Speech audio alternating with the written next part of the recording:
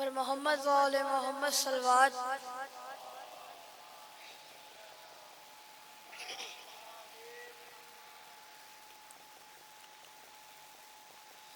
میرے حبیب میرے دوست کربلا جا،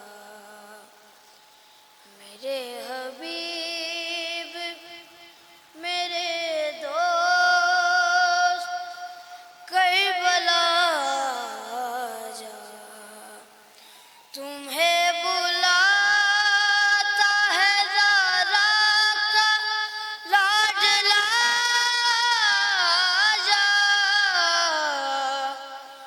میرے حبیب میرے دوست کربلا جا، تمہارے آنے سے صحرا میں مجھ کو چین ملے، ملے حسین سے تو اور تجھے حسین ملے، نہ تیرے ابن مظاہر تو اب لگا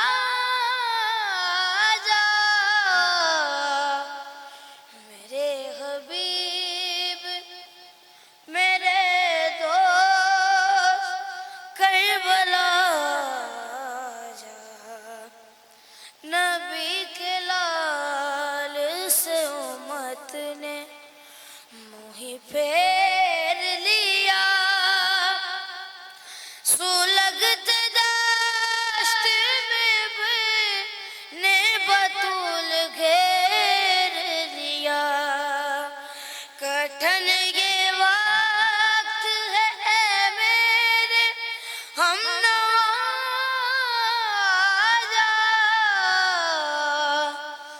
میرے حبیب میرے دوست کربلا جا، علی کی بیٹی یا ہمراہ میرے آئی ہیں، بچانے دین و بچے بھی ساتھ لائی ہے، اگر تو آئے بڑھے ان کا حوصلہ جا،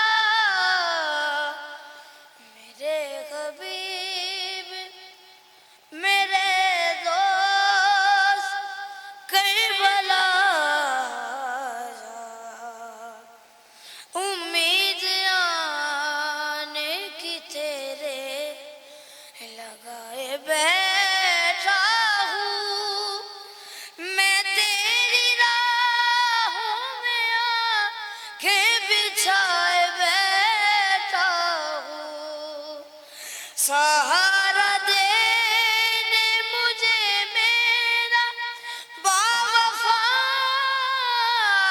جا، میرے حبیب میرے دوست کربلا جا، مدینہ چھوٹ گیا کربلا میں آیا ہوں، میں ایک عظیم مقصد بھی دل میں لایا ہوں، مجھے مولا بنانی ہے یہ جگہ جا، میرے حبیب میرے دوست کربلا جا، میرا ارادہ ہے قسمت سوار دوں تیری، وہی ہو تیری لحظ قبر ہو جہاں میری، اب حبیب جلد میرے پاس نینوا جا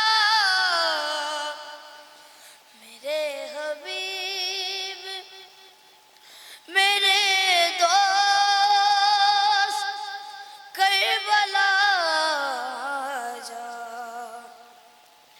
تاکیر اپنے وطن کو حبیب نے چھوڑا زمان سارے کو سے خوش نصیب نے چھوڑا جو ختم مولا کا لکھا ہوا پڑا جا میرے حبیب میرے دوست کربلا جا اور محمد وعلی محمد صلی اللہ علیہ وسلم.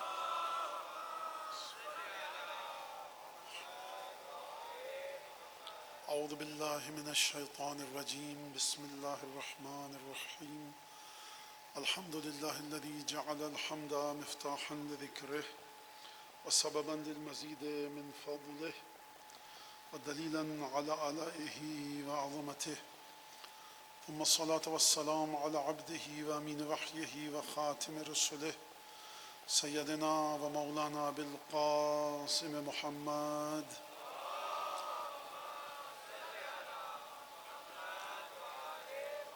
وعلى أهل بيته الطيبين الطاهرين الذين أذهب الله عنهم الرجس وطهرهم تطهيرا واللعن الدائم على أعدائهم أجمعين. أما بعد فقد قال الله الحكيم في كتابه المجيد أعوذ بالله من الشيطان الرجيم إنما يريد الله ليذهب عنكم رجس أهل البيت ويطهركم تطهيرا.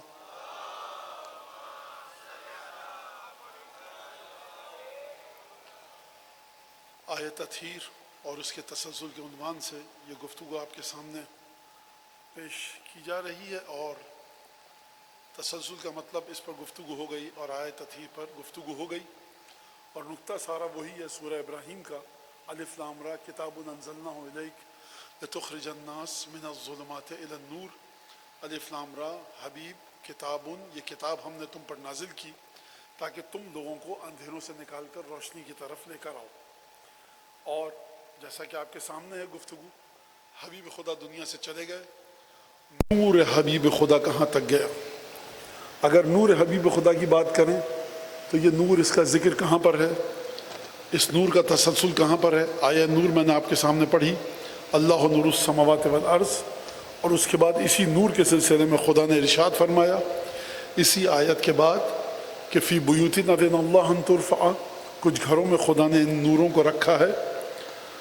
لفظ آپ غور کیجئے گا، فی بیوتن، کچھ گھروں میں خدا نے اس نور کو رکھا ہے، اور جس خدا کی اجازت سے یہ گھر بلند ہوتے ہیں اور یہاں پر ذکر خدا کیا جاتا ہے. یہ آیت ہماری گزر گئی، ہم نے اس پر گفتگو کی. نور خدا پورے قرآن مجید میں اگر آپ دیکھیں تو جناب آدم سے لے کر جناب عیسیٰ تک یہ آیت کسی کے لیے استعمال نہیں ہوئی جو اب میں آپ کے سامنے پڑھنے والا ہوں. انا ارسلناک شاہدا ومبشرا ونذیرا وداعیا الی اللہ باذنہ وسراجا منیرا. حبیب تم خوشخبری دیتے ہو، تم لوگوں کو خوف خدا سے ڈراتے ہو، تم خدا کے راستے کی طرف دعوت دیتے ہو، اور تم وہ چراغ ہو جو مسلسل روشنی دے رہا ہے. تو نور خدا کہاں پر ملے گا؟ ذات ختمی مرتبت میں، اور اسی نور کے ذریعے آپ کو اپنی پوری زندگی گزارنی ہے. آپ کی پوری زندگی نور کی تلاش میں ہے، نور سے متصل ہونا چاہتے ہیں، نور کے ساتھ جڑنا چاہتے ہیں، نور کی آپ تعریف کرتے ہیں، فضیلت کرتے ہیں. کل میں نے آپ کے سامنے حدیث پڑھی کہ نور خدا میرے وجود میں دوڑ آئے اور میرے بعد علی کے وجود میں، اور آخر میں جا کر کہاں پر سلسلہ رکے گا؟ حضرت صاحب العصر والزمان کے وجود مبارک میں.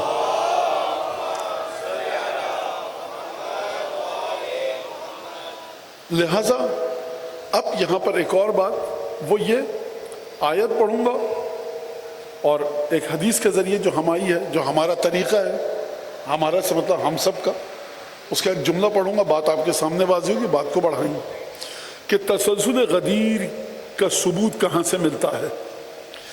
خدا نے کیا فرمایا؟ فی بیوتن، قرآن جب نازل ہو رہا ہے تو خدا نے لفظ کیا استعمال کیا؟ فی بیوتن، کچھ گھروں میں خدا نے اس نور کو نازل کیا۔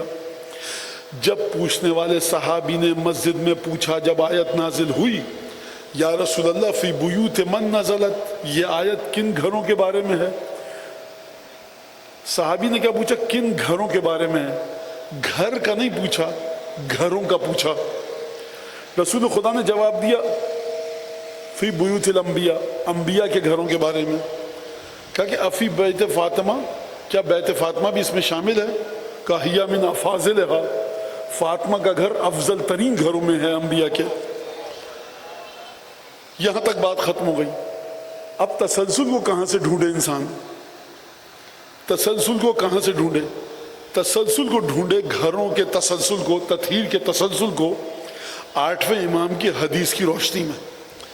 امام نے کیا فرمایا؟ عجیب جملہ ہے۔ 8ویں امام نے فرمایا، دیکھو، الا ان لکل مأموم بیعۃ فی عنق اولیائہ و شیعتہ، ہر امام جو ہم میں سے ہے اس کی بیعت کا ایک طوق ہے اس کے شیعوں کی گردن میں۔ یہ طوق وہ ہے جو ہم میں سے ہر شخص خوشی سے پہنتا ہے، بیعت ہے اس کی گردن میں۔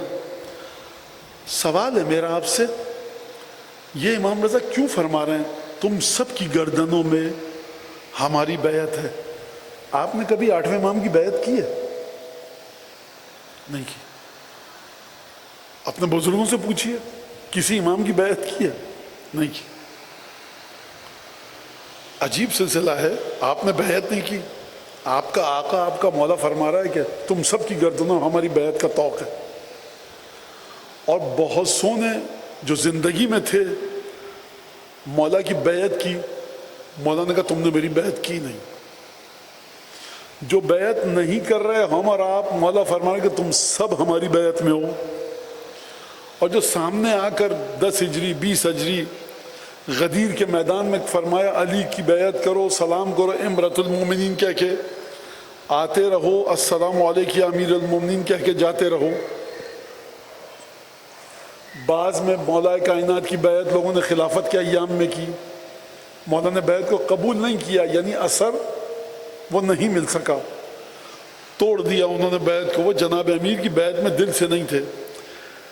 جس نے دست مبارک پر ہاتھ رکھ کر بیعت کی وہ بیعت میں نہیں آ رہا، اور آپ نے جنہوں نے 8ویں امام کو نہیں دیکھا، امام آپ سے اجازت لیے بغیر کہہ رہے ہیں تم سب ہماری بیعت میں ہو۔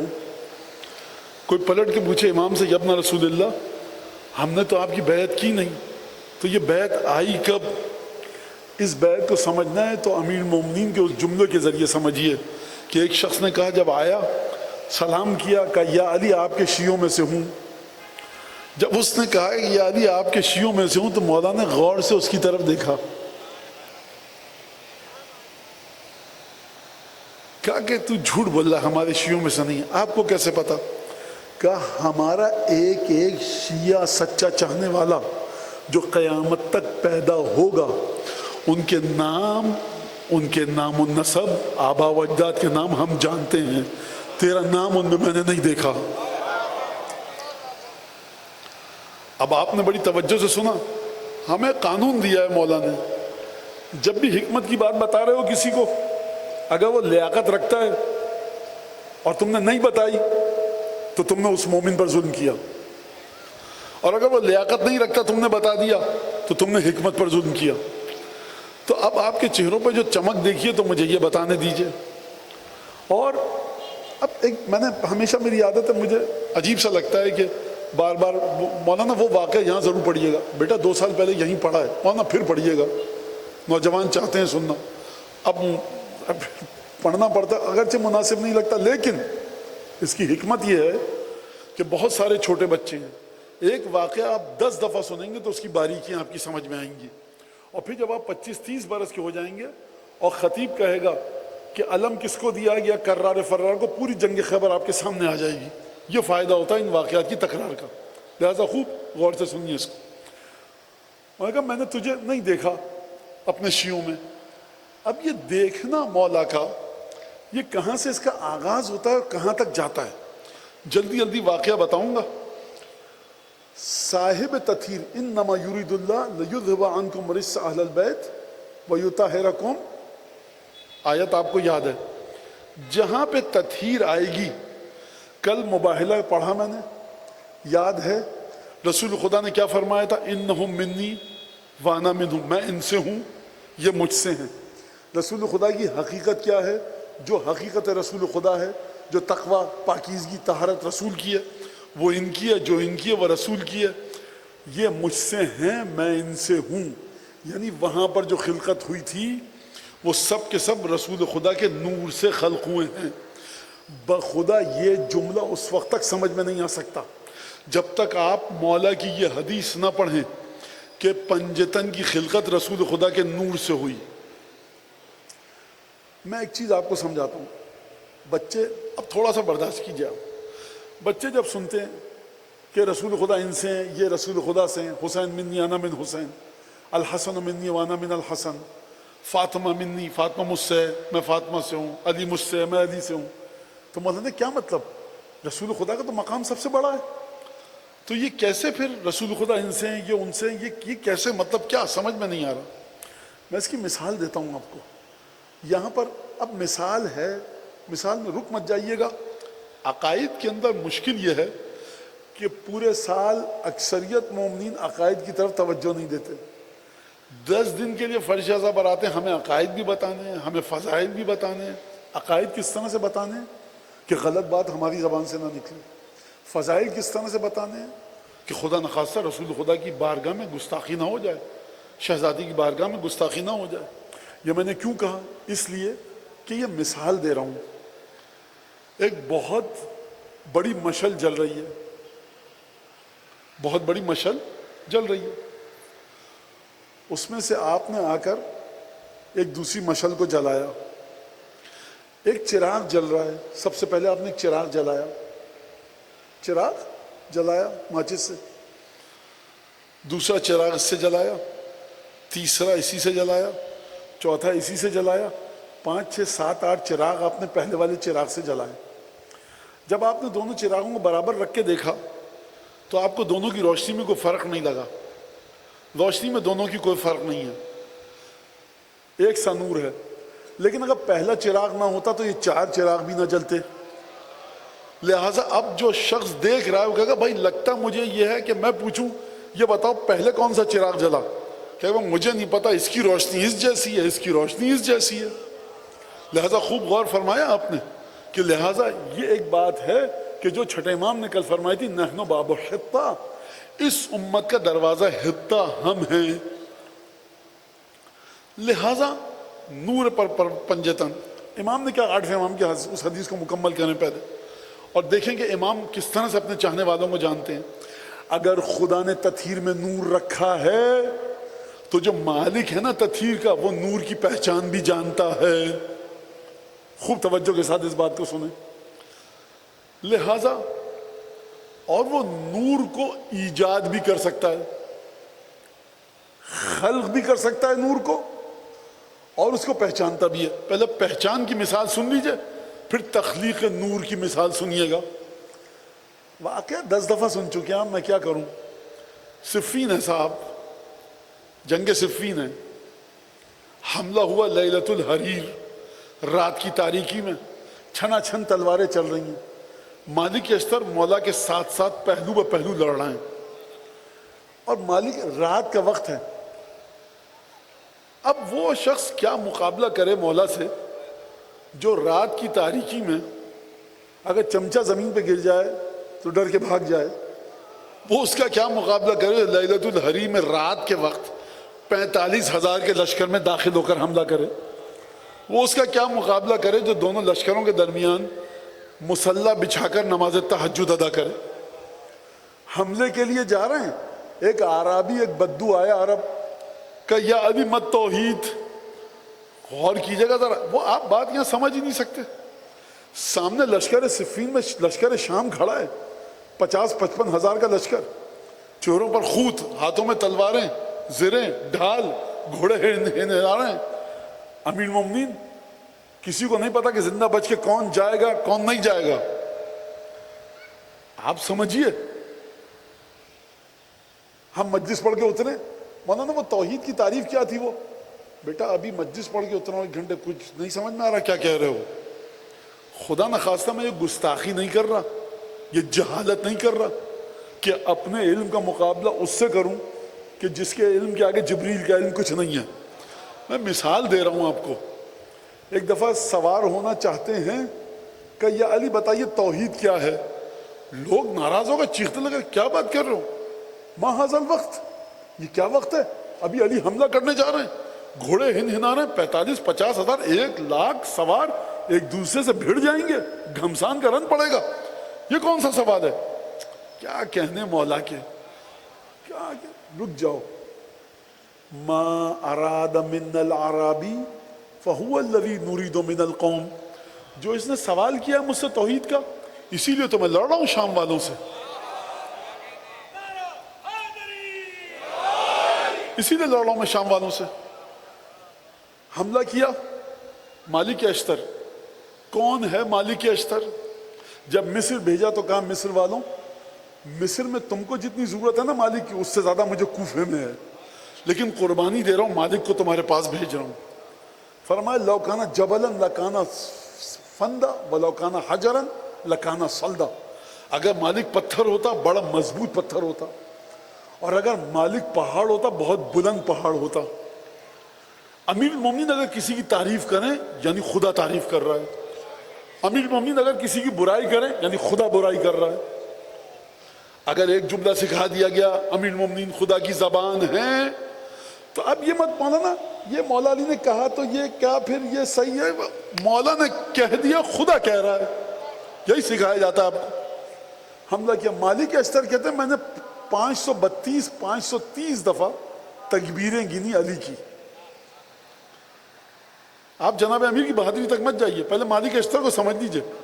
سامنے سے فوجیں حملہ کر رہی ہیں، مالک قتل بھی کر رہے ہیں دشمنوں کو اور گنتی بھی کر رہے ہیں. واپس آیا کہا یا علی یہ تکبیر کی آواز کیوں بلند کر رہے تھے آپ؟ کہا جب بھی کسی کو قتل کرتا تھا ایک اللہ اکبر کہتا تھا.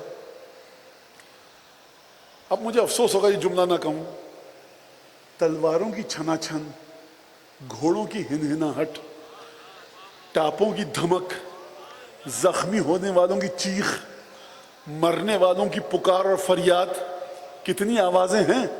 مالک تم علی کی تکبیر کی آواز پہچانے کیسے؟ تو مالک جانتے ہو کیا جواب دیں گے کہ اگر میں تو انسان ہوں، تارا بھی جب ٹوٹتا ہے نا تو علی کے دروازے پر آ کر ہی رکتا ہے. لہذا جو ان کے گھرانے سے وابستہ ہے کہیں بھی چھوڑ دیجئے جائے گا وہیں پہ.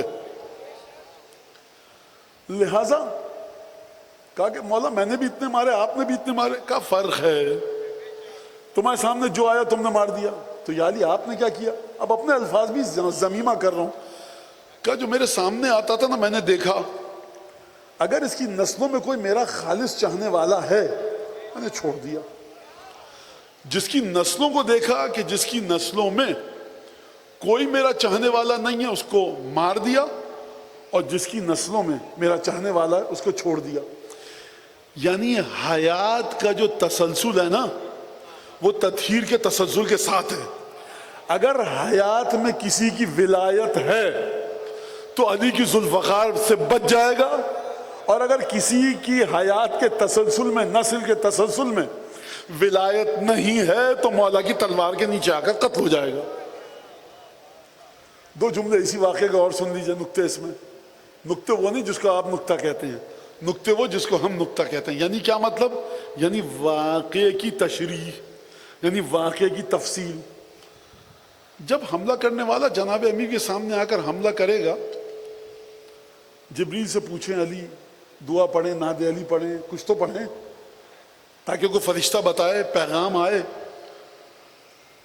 حملہ کرنے والا ایک لمحے سے بھی کم کے عرصے میں سامنے آئے گا، تلوار نکالے گا، یا علی ایک سیکنڈ سے بھی کم کا وقت ہے فیصلہ کرنے کے لیے؟ مجھے یہ بتائیے، یا علی لیلۃ الحریر رات کا وقت ہے، انسان شکل نہیں دیکھ پا رہا، آپ نے شجرے کیسے دیکھے؟ کہ جو ہمارے سامنے آیا شجروں کو دیکھا، اس کے شجرے میں ہمارا نہیں تھا، ہم نے مار دیا، جو تھا تو اس کو جانے دیا۔ یہ ہے شناخت نور تطہیر، کہ تطہیر کی محبت اس کے دل میں ہے کہ نہیں ہے۔ اب ایک ہے ایجاد نور تطہیر، یہ کیا ہے؟ یہ کیا ہے ایجاد؟ خلق، تطہیر کے نور کو خلق کرنا، یہ کیسے ہے؟ سبط اکبر حضرت امام ابی محمد حسن بن علی زکی المجتبی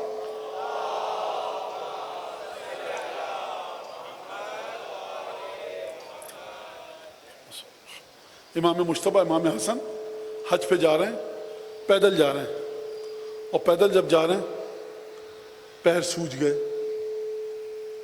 عبداللہ بن جعفر طیار کو بھیجا کہ جاؤ، معذرت عبداللہ بن جعفر طیار نے کہا مولا پیر سوج گئے، آپ سواری پہ چڑھ جائیے، بیٹھ جائیے۔ کہا کہ نہیں، کبھی کہا جاتا، فرماتے تو مجھے شرم آتی ہے کہ میں اپنے رب کے گھر بیت اللہ کی تک پیدل نہ جاؤں۔ 25 کے قریب حج کیے ہیں امام نے پیدل، پیر سوج گئے۔ اب عبداللہ بن جعفر طیار چچا زاد بھائی بھی ہیں، بہنوئی بھی ہیں، کہا کہ مولا اچھا سواری پہ نہیں بیٹھ رہے، اجازت دیجئے، آگے ایک تیل بیچنے والا بیٹھتا ہے، اس سے تیل خرید کے لے آؤں، آپ کے پیروں پہ مالش کروں تاکہ آپ کی سوجن ختم ہو جائے، آرام آ جائے۔ مدینے سے مکے آ رہے ہیں، کہاں یہ کر لو، بتانا مت، پوچھے تو کہ کس نے منگوایا ہے، وہ پیسے نہیں لے گا یقیناً۔ اس کا مطلب یہ ہے کہ محبت اہل بیت مدینہ مکے میں ایسی تھی کہ راستے پہ بیٹھا ہوا ایک بدو جو تیل بیچتا ہے حاجیوں کو، وہ بھی جانتا ہے کہ حسن کون ہیں،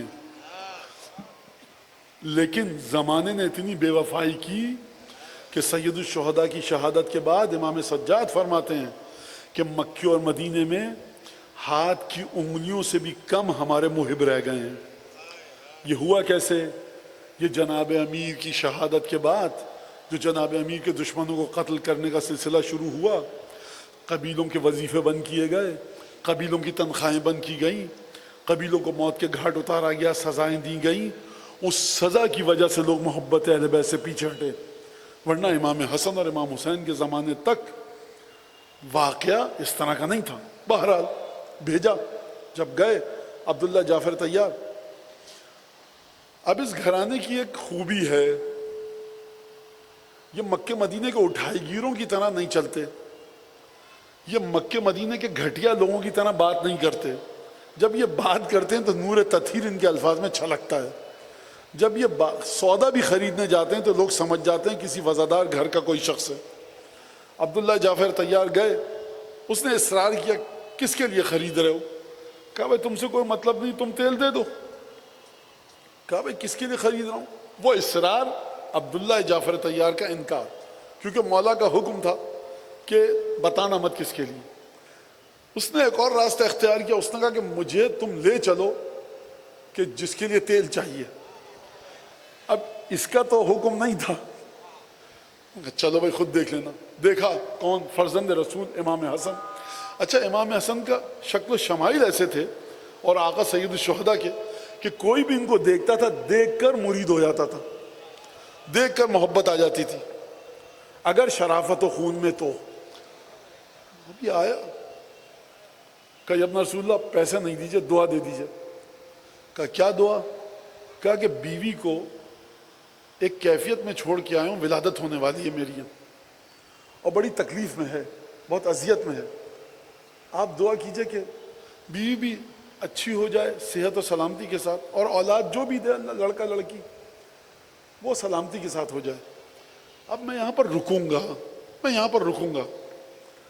امام حسن کب ملے ہیں اس تیل والے سے؟ ابھی کتنے منٹ لگے ہوں گے یہ جملہ کہنے میں؟ یا ابن رسول اللہ میری بیوی اس تکلیف میں ہے اور آپ دعا کیجئے کہ صحت و سلامتی کے ساتھ بھی بیوی رہے اور اولاد بھی صحت و سلامتی کے ساتھ دنیا میں آئے۔ لڑکا لڑکی کا اس نے ذکر نہیں کیا۔ ابھی ملے 2 منٹ نہیں ہوئے، 1 منٹ میں جملہ۔ امام نے کہا تم جب گھر جاؤ گے تو تمہارے یہاں لڑکا پیدا ہو چکا ہوگا، صحیح و سالم، بیوی صحیح و سالم، اور تمہارا جو بیٹا پیدا ہوا ہے نا وہ ہمارے خالص شیعوں میں سے ہے۔ امام حسن کے پاس کب آیا یہ ولادت سے 6-7 مہینے پہلے نہیں آیا تھا۔ جب رسول اللہ کو وظیفہ دیجئے 40 دن تک پڑھنا، ابھی آیا امام کے سامنے، مولانا مجھے کو وظیفہ دیجئے کہ لڑکا ہو۔ بھائی کیا ہے، ولادت ہونے والی ہے۔ دیکھو یہ تو 6 مہینے پہلے آتے تعویذ دینے تو مولانا دیتے، یہ مولانا کا انداز ہے، وہ مولا کا انداز ہے۔ کیا فرمایا؟ یعنی نہ فقط یہ، نہ صرف یہ کہ حضرت امام مجتبیٰ سلام اللہ علیہ نے اس کی جنس، اللہم صلی علی محمد، اس کی جنس کو معین کیا، کہا لڑکا ہے۔ جب رسول اللہ جو خلقت ہونی تھی لڑکا اور لڑکی کی، اب وہ ولادت کے وقت طے نہیں ہو سکتی، فرمایا لڑکا ہوگا، صحیح و سالم ہوگا۔ اس نے کیا دعا کی تھی؟ کہ ٹھیک سے ہو جائے سب کچھ، بس لڑکا لڑکی کی بات نہیں کی، بیوی بھی ٹھیک سے رہے اور اولاد بھی۔ امام نے کہا بیوی بھی ٹھیک سے ہے تیری، اولاد بھی بحفاظت ہے، تمام ولادت ہوئی ہے۔ 2 مرادیں تھی اس کی، ہو گئی پوری۔ تیسرا امام نے فرمایا لڑکا ہوگا اور ہمارے خالص شیعوں میں سے ہوگا۔ خالص شیعوں میں سے ہوگا کا کیا مطلب ہے؟ یعنی تسلسل تطہیر کا نور لے کر زندہ رہے گا۔ امیر المومنین نے جو اپنے سامنے سے فوجیوں کو جانے دیا تھا وہ نور تطہیر کی پہچان تھی۔ حسن مجتبیٰ نے بطن مادر میں موجود بچے کے وجود میں تطہیر کے نور کو خلق کیا۔ مولانا یہ کیسے ہوگا؟ ارادت الرب تہبط الیکم ومقادیر امور تصدر من بیوتکم۔ خدا کا ارادہ اے ائمہ معصومین آپ کے گھروں پہ نازل ہوتا ہے، اور خدا کے ہر امر کی مقدار آپ کے وجود سے دنیا میں پھیلتی ہے۔ وہ کہے کہ لڑکا نہیں دے سکتا، تعویذ نہیں دے سکتا، جو خدا کے ارادوں سے واقف نہ ہو۔ مشیت کا ظرف اور برتن اور مجرا ہے امام معصوم۔ قرآن مجید میں ایک بات ہوئی کل حتہ کی، دروازہ حتہ کی، کل گفتگو گزری۔ دوسرا ایک اور ائمہ نے ایک بات یہاں پر بیان فرمائی ہے، ایک درود بھیجیے محمد و آل محمد پر۔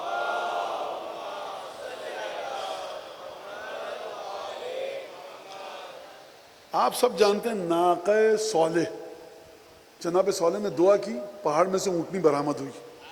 2 مقامات پر ذکر ہے۔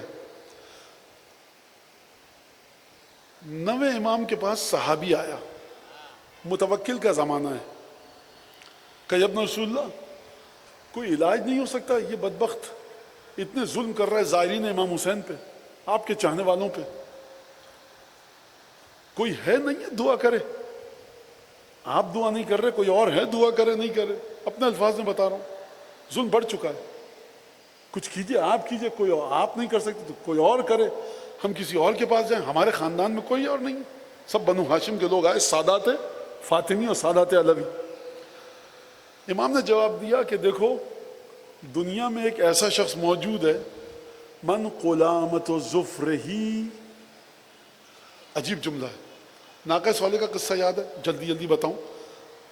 دعا کی جناب صالح نے، پہاڑ میں سے ایک اونٹنی برآمد ہوئی بچے کے ساتھ۔ جناب صالح نے کہا دیکھو ہذہ ناقۃ اللہ فلا تمسوها بسوء فیاخذکم عذاب قریب، یہ اللہ کی اونٹنی ہے، بری نیت سے چھونا بھی مت اس کو، عذاب آ جائے گا۔ تو اب ناقہ صالح ایک علامت ہے جناب صالح کی عظمت کی، اونٹنی جانور بری نیت سے چھو گے عذاب آ جائے گا۔ امام نے فرمایا، اشارہ کیا کہ ناقہ صالح یاد ہے، میں اپنے الفاظ میں بتا رہا ہوں، ناقہ صالح یاد ہے، اس کو بری نیت سے چھوا تو عذاب آ گیا تھا۔ بہت عظمت ہے ناقہ صالح کی، بہت عظمت ہے۔ قرآن میں خدا نے جو جگہ پر ذکر کیا ہے، اپنی آیت بتایا ہے، فرمایا اس وقت بھی تمہارے درمیان ایک ایسی ہستی ہے جس کے ایک ناخون کی قطرن افضل ہے ناقہ صالح سے. ہیں کہاں پر آپ؟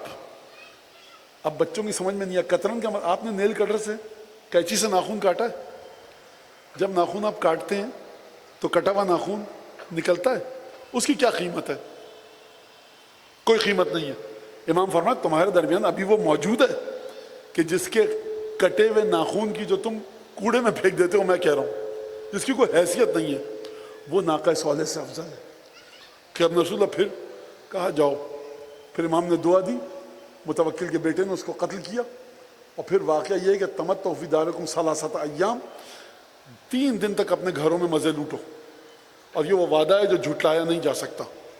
حضرت امام علی نقی نے آیت پڑھی جو اس وقت پڑھی گئی تھی جب ناقہ صالح کو قتل کیا گیا تھا. جب ناقہ صالح کی آیت پڑھی تو ایک شخص آیا اور اس نے آ کر اپنے ایک دوست سے کہا جو امام سے محبت کرتا تھا. کہا بھائی کیا حال ہے؟ کہا کہ تمہارے امام سے ملاقات کی آج، تمہارے امام نے عجیب ایک بے ربط آیت پڑھی. کہا میرا امام بے ربط آیت نہیں پڑھتا، تم بتاؤ تم نے کیا سنا. یہ ہے مومن، یہ ہے خالص شیعہ، یہ ہے چاہنے والا. امام کی زبان مبارک سے جو نکلے وہ خدا کی زبان ہے. تو بتا تو نے کیا سنا. کہا ارے کچھ نہیں، کوئی تعلق نہیں تھا. کہا تو آیت پڑھی ہے، مجھے تو بتا، میرے لیے پیغام ہوگا اس میں، ہو سکتا ہے میں اپنے الفاظ بھی شامل کر رہا ہوں. کہا متوکل نے تمہارے امام کو بلایا تھا اور بے عزتی کرنے کے لیے، اور یہ واقعہ ہوا. امام کو ملاقات کے لیے بلایا، ملاقات کا وقت نہیں دیا اور کہا واپس چلے جاؤ. امام جب گئے اپنے گھر تک جا رہے تھے سامرہ میں دربار سے، گرمی تھی، پسینہ آیا، چبوترے پر بیٹھ گئے تھک کے. تو پھر میں نے رومال نکالا اور امام کے منہ سے دہنے صورت مبارک سے چہرے سے میں نے پسینہ پوچھا. یہ اس نے اپنے منہ سے اپنی زبان سے یہ گفتگو کی. کہا پھر میں نے کہا ابن رسول اللہ یہ آپ ہی کے چچا زاد بھائی ہیں، بنو عباس ہیں، آپ ناراض مت ہوئیے گا، برا خیال دل میں مت لائیے گا، ہو جاتا ہے، ایسی کوئی بات نہیں ہے جو آپ سمجھ رہے ہیں. ایک دفعہ تمہارے امام نے عجیب آیت پڑھی، قل تمتعوا فی دارکم ثلاثۃ ایام ذلک وعد غیر مکذوب. اپنے گھروں میں 3 دن تک مزے لوٹو، یہ وہ وعدہ ہے جو جھٹلایا نہیں جائے گا. کہا تو نے یہ علی نقی کے زبان سے سنی ہے؟ کہا ہاں. کہا خود تو نے سنی ہے؟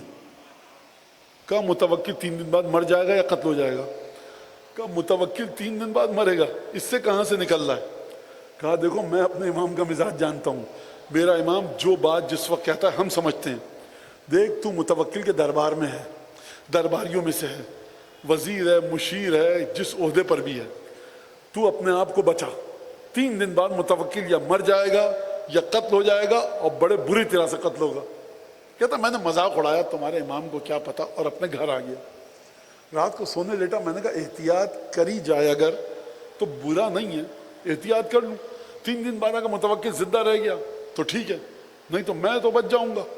میں نے اپنے تمام مال و دولت، درہم و دینار ایک اونٹ پر لدوایا اور اپنے گاؤں دیہات بھیج دیا، بیوی بچوں کو بھیج دیا، اور کہنے لگا کہ میں 3 دن تک گھر سے باہر نہیں نکلوں گا. چھپ گیا جا کر. تیسرے دن کے بعد خبر آئی کہ متوکل کو متوکل کے بیٹے نے اور باغر ترکی نے مل کر قتل کیا. اب یہ واقعہ کیسے قتل کیا ہے یہ امیر المومنین بتا کر جا چکے تھے 250 سال پہلے. واقعہ بڑا عجیب تھا، اور واقعہ بڑا عجیب ہے اور بڑا لطیف ہے. خیر یہ واقعہ بعد میں ہم بتائیں گے. تو لہٰذا آیت تطہیر کے تسلسل کے سلسلے میں آیت تطہیر کے نور کو امام پہچانتے بھی ہیں، آیت تطہیر کے نور کو خلق بھی کرتے ہیں. پہچاننے کا واقعہ صفین کے میدان میں، اور خلق کرنے کا واقعہ کہاں پر؟ اسی جس کے یہاں ولادت ہونے والی تھی. لیکن اگر آپ ناقہ صالح کا احترام کریں گے تو برکت آئے گی، بے حرمتی کریں گے تو عذاب آئے گا. تو یہ بتائیے کہ وہ ہستی کہ جس کے ناخون کا ٹکڑا ناقہ صالح سے افضل ہو، اگر اس کی بے حرمتی کی تو کیا ہوگا، اور اس کا احترام کیا تو کیا ہوگا. اب یہیں سے یہ بات واضح ہو گئی کہ جو امام سمجھانا چاہتے ہیں. اب جو ایک واقعہ ہے قرآن مجید میں، اس کی طرف میں اشارہ کروں اور تطہیر سے اس کو متصل کروں. انبیاء کے جتنے بھی واقعات خدا نے قرآن میں بتائے ہیں اس سلسلے میں سوال ہر ایک کے دل میں آتا ہے، یہ مولانا یہ خدا نے واقعات کیوں بتائے ہیں، یہ خدا نے انبیاء کے واقعات کیوں بتائے ہیں؟ تو اس کا جواب صحاح ستہ میں بھی ہے، اس کا جواب کتب اربعہ میں بھی ہے۔ تسنن اور تشیع، سنی شیعہ دونوں عالموں نے اس کا جواب دیا ہے کہ رسول خدا نے فرمایا کہ دیکھو جو پچھلی امتوں کے ساتھ ہوا وہ تمہارے ساتھ بھی ہوگا، تابقا نعل بالنعل القزۃ بالقزہ، یعنی بالکل جس طرح پچھلی امتوں کے ساتھ جو واقعات پیش آئے وہ تمہارے ساتھ بھی پیش آئیں گے۔ تو اس لیے خدا نے قرآن میں پچھلی امتوں کے واقعات کو بتایا کہ دیکھو نوح کے واقعے کو پڑھو، نوح نے نجات کس طرح سے لی تھی، موسیٰ کے واقعے کو پڑھو، سامری نے کیا کیا تھا، گوشالہ کس طرح سے بنایا گیا تھا، عیسیٰ کے واقعات کو پڑھو، ہود کے واقعات کو پڑھو، صالح کے واقعات کو پڑھو، شعیب کے واقعات کو پڑھو، موسیٰ کے واقعات کو پڑھو، تمام کے تمام واقعات کو پڑھو، خضر اور موسیٰ کے واقعے کو پڑھو۔ دیکھو موسیٰ کتنے بڑے پیغمبر تھے، عظیم پیغمبر تھے، خضر کا علم موسیٰ کے علم سے بھی زیادہ تھا۔ تو مولانا یہ پروردگار عالم، ہم نہ موسیٰ کی تقلید کر رہے ہیں، نہ موسیٰ موجود ہے، نہ خضر موجود ہے، ہم رسول خدا کو مانتے ہیں، رسول خدا کے دین پر چلتے ہیں۔ تو خدا نے سورہ کہف میں خضر اور موسیٰ کا واقعہ کیوں بتایا؟ اس لیے کہ جب اصول کافی میں جا کر دیکھو کہ خضر کس طرح سے شاگردی کرتے ہیں علی کی، تو سمجھ میں آ جائے گا کہ وہ موسیٰ جو خضر کے سامنے طفل مکتب ہیں، خضر جو موسیٰ کے استاد ہیں، وہ علی ابن ابی طالب کے سامنے کس طرح سے ہیں، تاکہ وہ چیز سمجھ میں آئے اور وہ منزلت سمجھ میں آئے۔ لہٰذا خدا نے وہ تمام واقعات بیان کیے ہیں وہاں پر۔ اہم ترین جو واقعات ہیں جناب موسیٰ کے ہیں، اور اس کے ساتھ ساتھ اگر کہیے تو جناب نوح کے۔ جناب نوح کا واقعہ کیا ہوا؟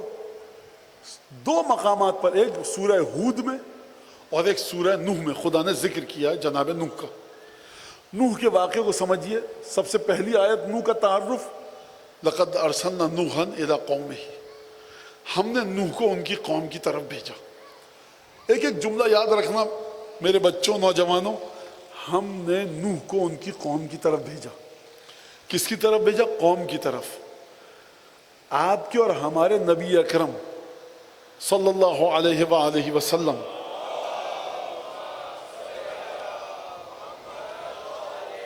ہمارے نبی کے بارے میں کیا کہا؟ نوح کو بھیجا، لقد ارسلنا نوحا الی قومہ، ان کی قوم کی طرف بھیجا۔ اور فرما رہے ہیں آپ کہ نہیں فرما رہے؟ نوح کو نوح کی قوم کی طرف بھیجا۔ نبی کریم کو جب بھیجا تو کیا فرمایا؟ اے حبیب وما ارسلناک الا رحمتا للعالمین، پوری کائنات کے لیے رحمت بنا کر بھیجا۔ تو جو نوح کی بارگاہ میں بے ادبی کرے گا تو رسالت ذرا نچلے درجے کی ہے، خدا تب بھی چھوڑے گا نہیں۔ تو سوچو جو رسول خدا کی بارگاہ میں جسارت و بے ادبی کرے گا، خدا اس کا کیا حشر کرے گا۔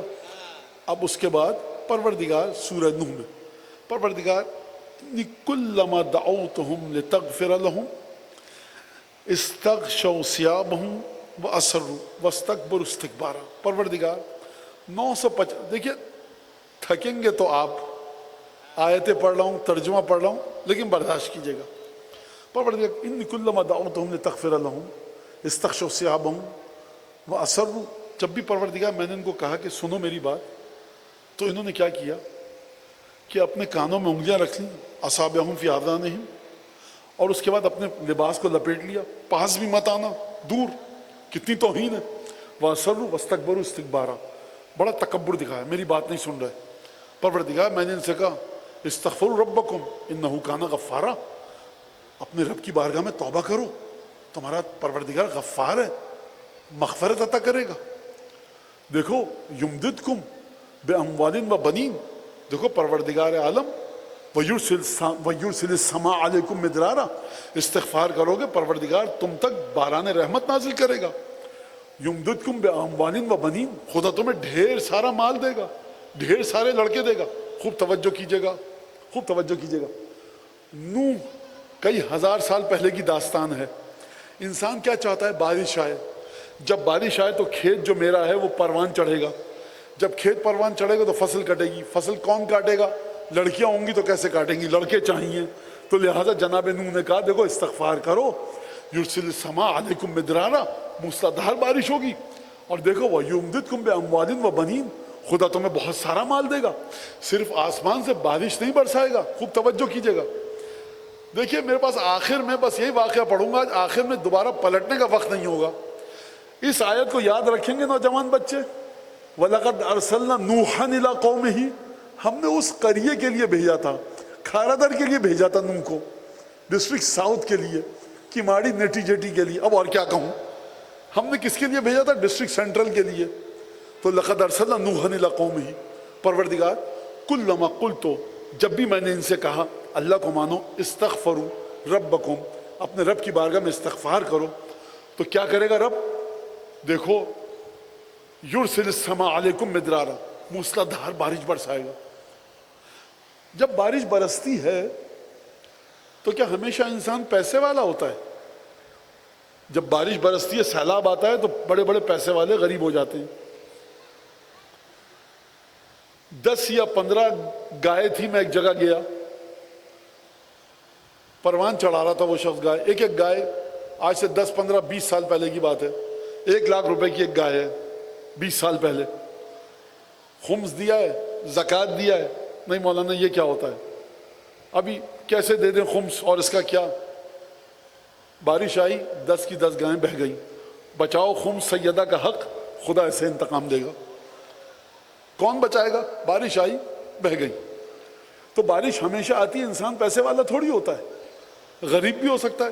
تیز بارش ہوئی، سیلاب آیا، فصل بہہ گئی، نوح فرما رہے ہیں بارش وہ والی نہیں آئے گی جو سیلاب آ جائے، یرسل السماء علیکم مدرارا، بارش آئے گی، لیکن یہ بارش وہ ہوگی کہ دیکھو یمددکم باموال وبنین، سیلاب آ کے موتیں نہیں ہوں گی، تمہارے ڈھیروں بیٹے ہوں گے، بہت مال ملے گا، یعنی بارش ایسے آئے گی کہ فصل پروان چڑھے۔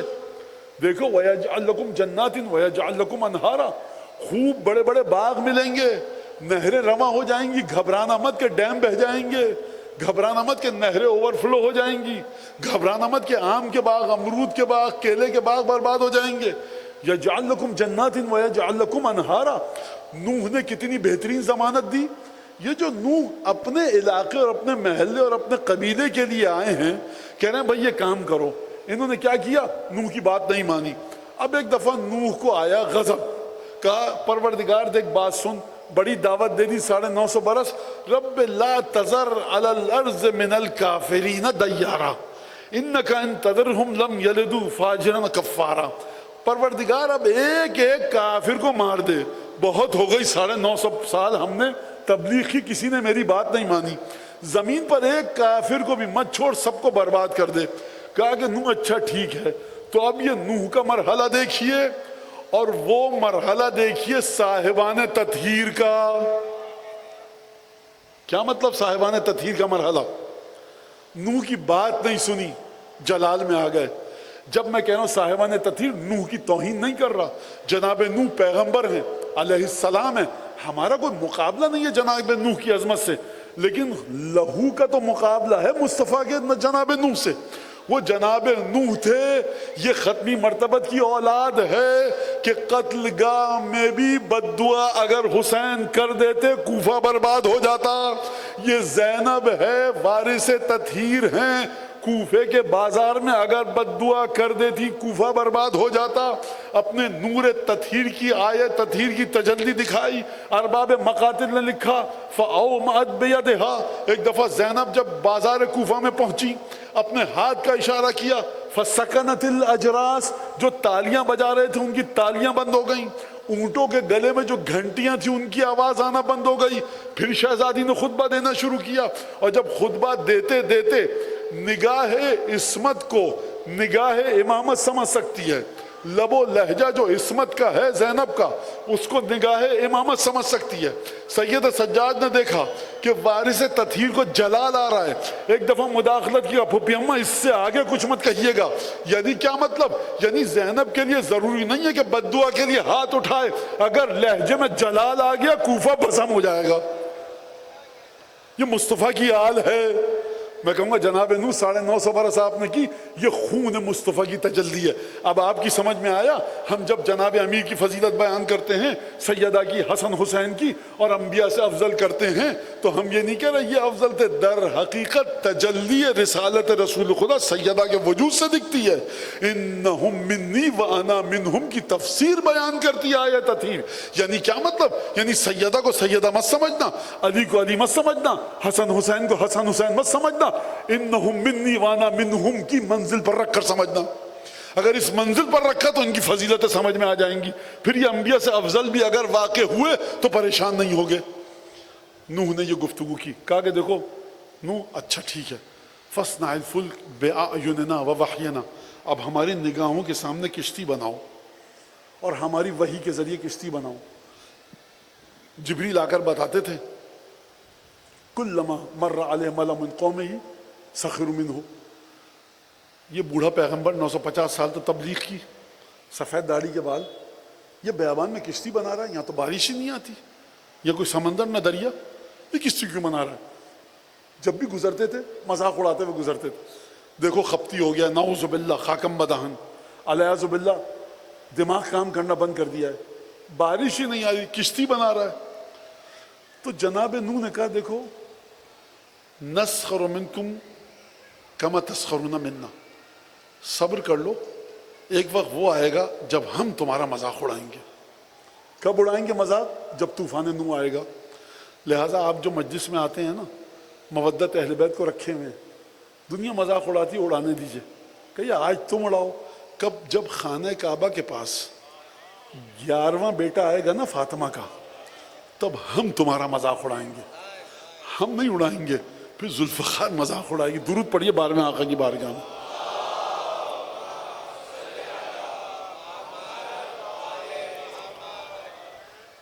کشتی بناؤ۔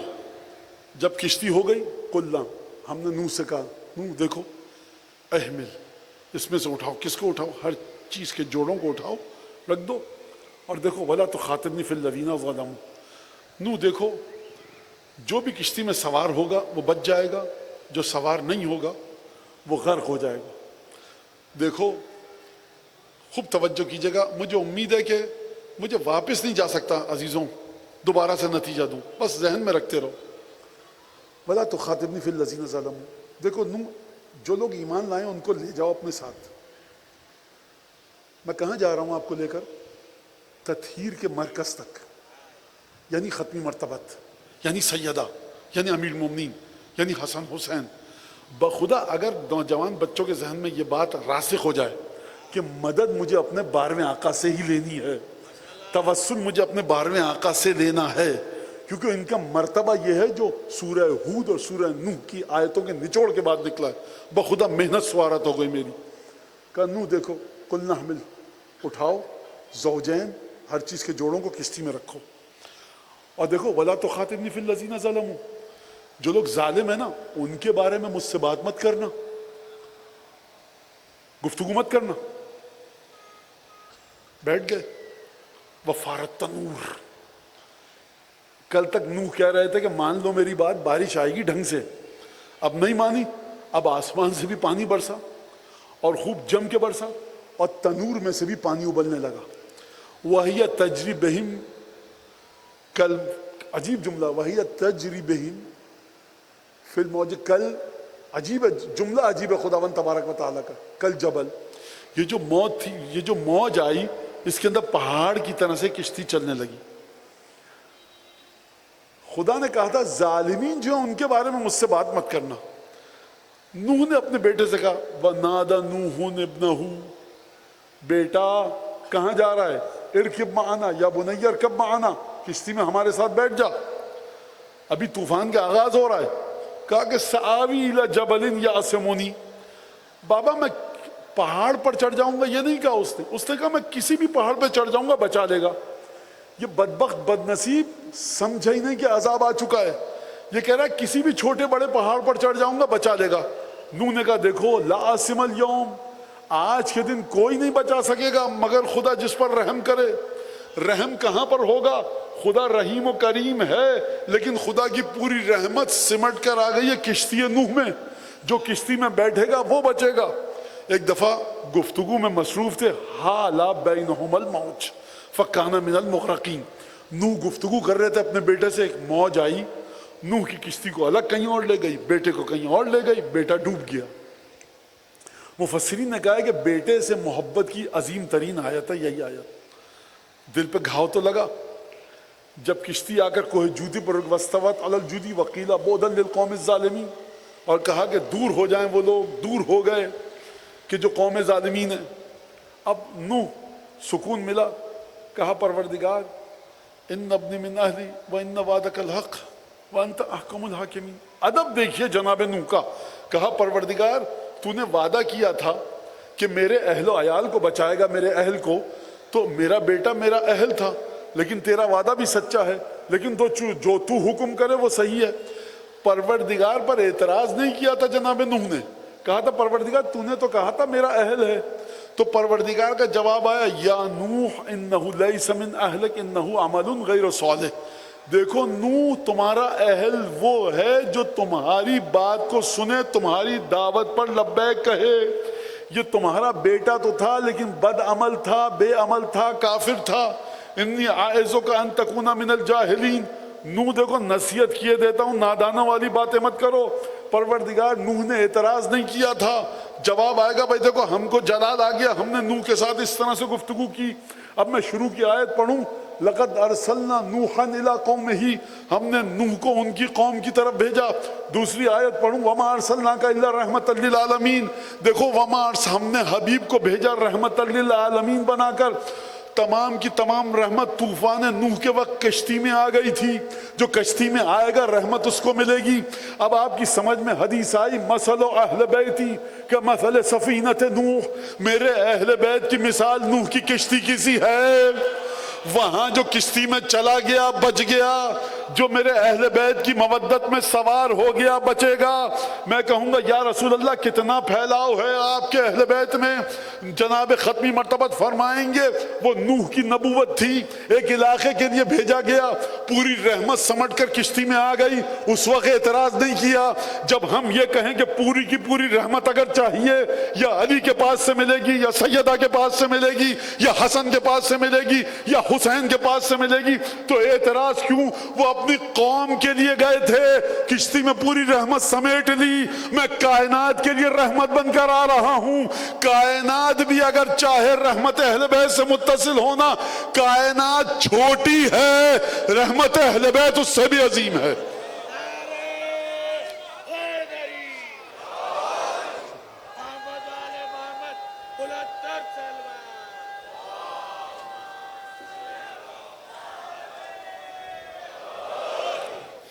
یعنی کیا مطلب اور کیا خاص بات ہے اس میں؟ کیا خاص بات ہے سمجھیے ذرا۔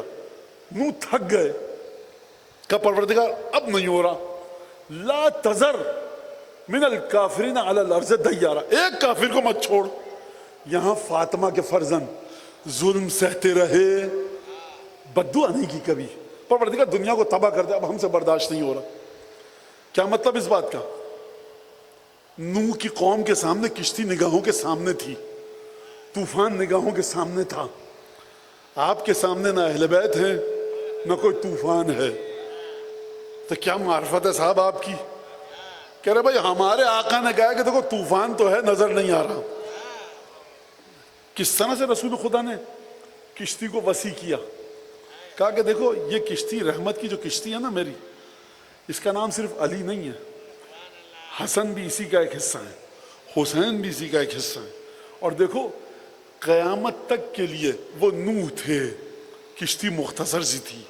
ہماری جو کشتی ہے نا قیامت تک کے لیے حجت ابن الحسن کو زندہ رکھا کہ نہ جانے کب کوئی توبہ کرنے والا آ جائے۔ لہٰذا یہی وجہ تھی کشتی نوح۔ کہاں کشتی نوح کی حیثیت اور کہاں حسین۔ حسین خطبے دے رہے ہیں کہ کوئی تو ہو کہ جو آ کر سوار ہو جائے۔ کون آیا صبح عاشور کشتی نوح میں بیٹھنے، کشتی اہل بیت میں بیٹھنے؟ نوح آیا۔ نوح کی کشتی میں کون آیا بیٹھنے؟ حر ابن یزید ریاحی۔ منزل ذو حسن پر امام حسین السلام جب پہنچے اصحاب نے نعرہ تکبیر بلند کیا. کہا نعرہ تکبیر کی وجہ کیا ہے؟ کہا کہ نخلستان نظر آ رہا ہے، صحرا ہے، پانی پئیں گے، کھجور کے درختوں کی چھاؤں میں آرام کریں گے. کچھ اور اصحاب نے کہا یہاں کوئی نخلستان نہیں ہے. مقاتل کے مطابق مولا نے فرمایا غور سے دیکھو. جب غور سے دیکھا تو سپاہیوں کے ہاتھوں میں جو نیزے تھے وہ دور سے کھجور کے درختوں کی طرح لگ رہے تھے. پچھلے پڑاؤ پر جب خیمے اترے تھے تو سید الشہداء نے فرمایا تھا تمام مشکیزوں میں پانی بھر لو، تمام برتنوں میں پانی بھر لو. لوگوں کو سبق سمجھ نہیں آیا. جب ہر کا لشکر آیا تو راستہ بھٹک چکا تھا، صحرا میں پانی نہیں تھا، جانوروں کی زبانیں نکلی پڑ رہی تھیں، سپاہی بے دم ہو چکے تھے. ایک دفعہ حسین ابن علی نے عجیب حکم دیا، کہا سب سپاہیوں کو پانی پلاؤ، برتنوں میں پانی ڈالو، گھوڑوں کے آگے رکھو، جب تک گھوڑے 3 دفعہ منہ ڈال کر پانی نہ پی لیں برتن مت ہٹانا. یہ ہے سیدہ کے بیٹے کا کرم. جب پانی پی چکے اپنی جگہ پر آرام کرنے لگے، مولا کا لشکر اپنے مقام پر.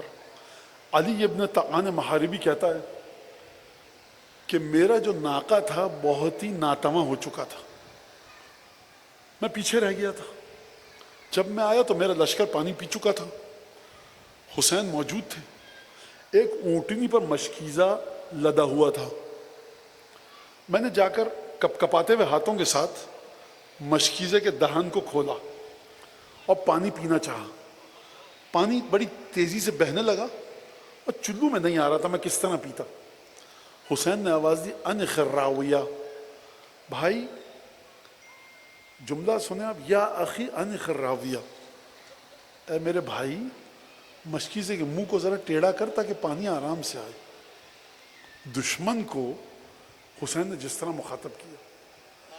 میں ایک جملہ کہنے کا جی چاہ رہا ہے، صحرا ہے، اگلا پانی کب ملے گا آپ جانتے ہیں؟ کچھ نہیں پتا. بیٹیاں، بہنیں، بھانجیاں، بھتیجیاں ہیں کہ نہیں ہیں؟ رسول خدا کی بہویں ہیں کہ نہیں ہیں؟ حسین نے یہ نہیں کہا ایک تو ہم تجھے پانی پلا رہے ہیں، تجھے تمیز نہیں ہے پانی کس طرح سے پی. یہ نہیں فرمایا، فرمایا آرام سے پانی پی لے، منہ کو ٹیڑھا کر لے. یہ ہے اخلاق اہل بیت. اس کی سمجھ میں نہیں آیا. کہتا ہے اب حسین آگے بڑھے، مشکیزہ اپنے ہاتھوں میں لیا، دہن کو ٹیڑھا کیا اور آرام آرام سے اس کو پانی پلایا. کہا جب میں نے پانی میں میری جان میں جان ہے.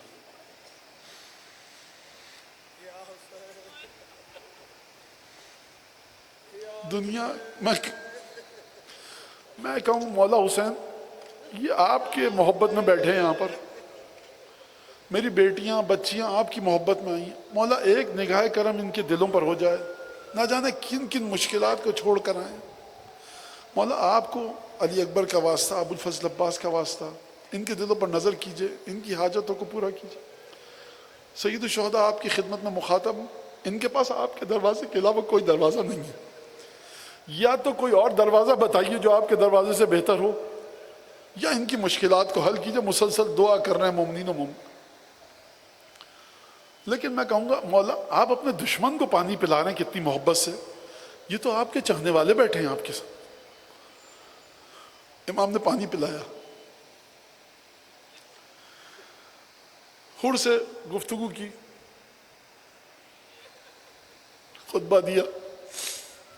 ہر تم اپنی نماز الگ پڑھو گے ہمارے پیچھے پڑھو گے؟ کہا مولا آپ کے پیچھے پڑھوں گا. ہر نے حسین کے پیچھے نماز پڑھی. امام نے خطبہ دیا، خطبہ بڑا طویل ہے، اچھا خاصا گفتگو ہے اس میں. اور قافلہ دوبارہ ناقوں پر بیٹھا، شہزادیوں کو محمل میں بٹھایا گیا، جوان گھوڑوں پر بیٹھے. سید الشہداء نے پشت زین کو سرفراز فرمایا اپنے وجود سے، تشریف فرما ہوئے ذوالجناح پر. ایڑ لگا کر آگے جانا چاہتے تھے، فاعترضہ حر بن یزید الرعائی مقتل کے الفاظ، نہیں حسین آگے نہیں جا سکتے، مجھے حکم ہے کہ آپ کو کوفے نہ پہنچنے دوں. کہا ثقلت کا امک اتعترض علیہ الطریق، تیری ماں تیرے غم میں روئے، کیا تو میرا راستہ روک رہا ہے؟ ہر نے جانتے ہیں کیا جواب دیا؟ لو كان غيرك من العرب ذكر أمي بالثقل لذكرت أمه ولكن لا يسعنا أن نذكر أمك إلا بالصلوات والتحيات.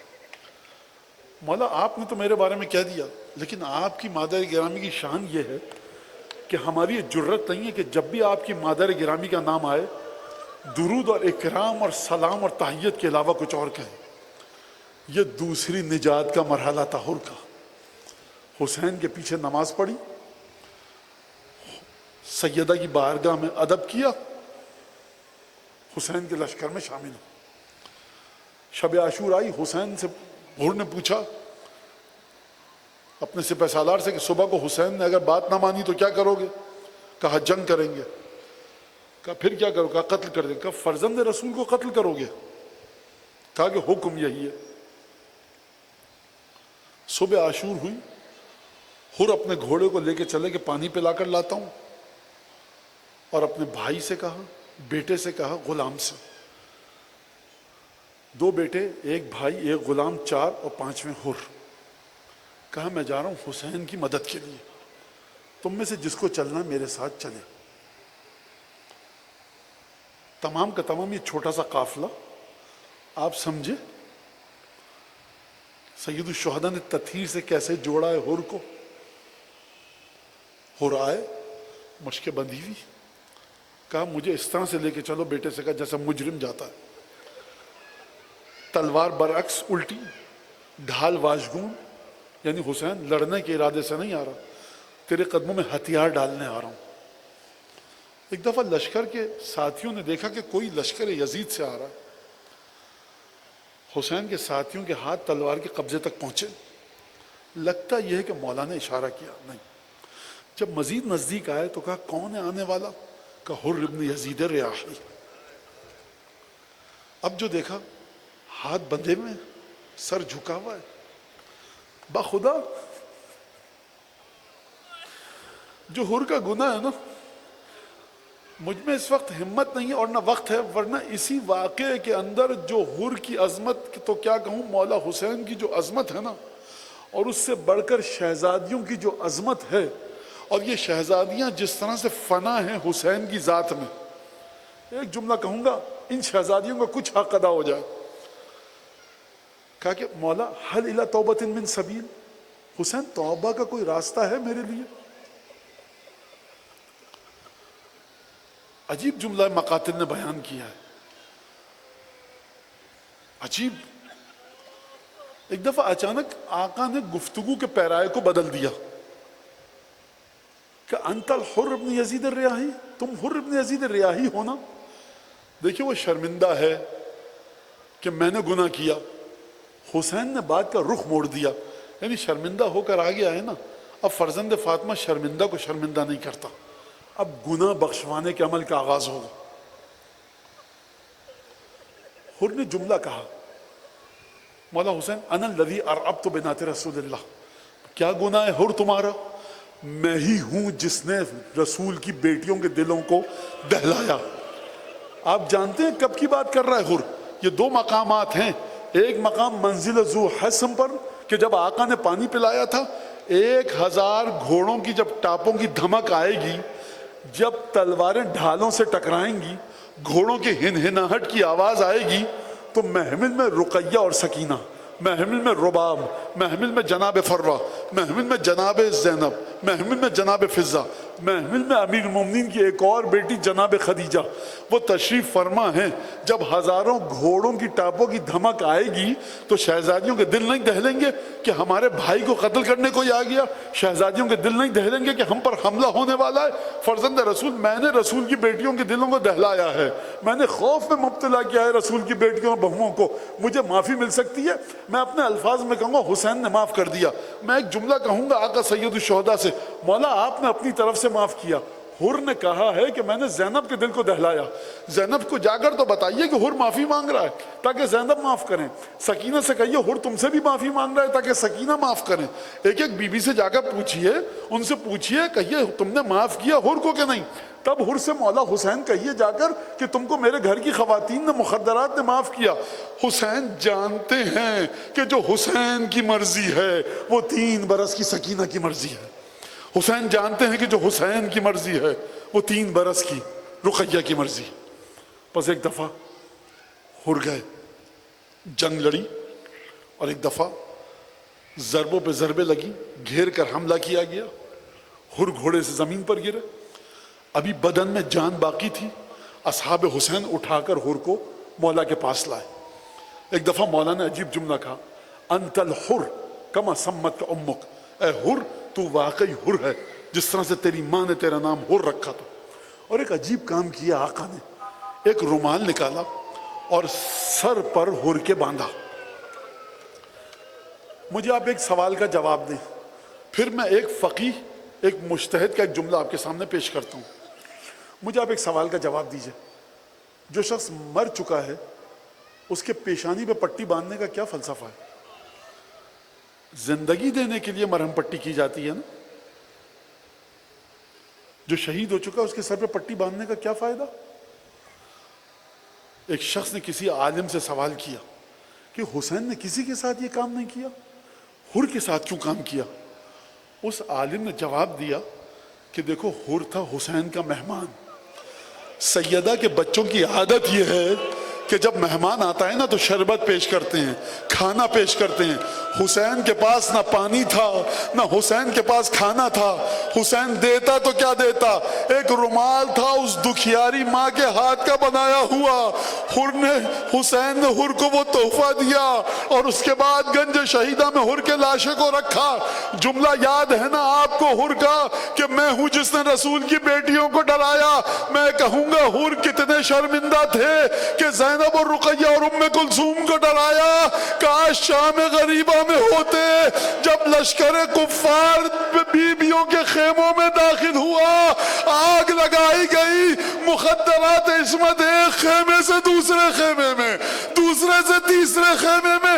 میں کہوں گا حر اٹھ کر آؤ، شہزادیوں کی مدد کرو۔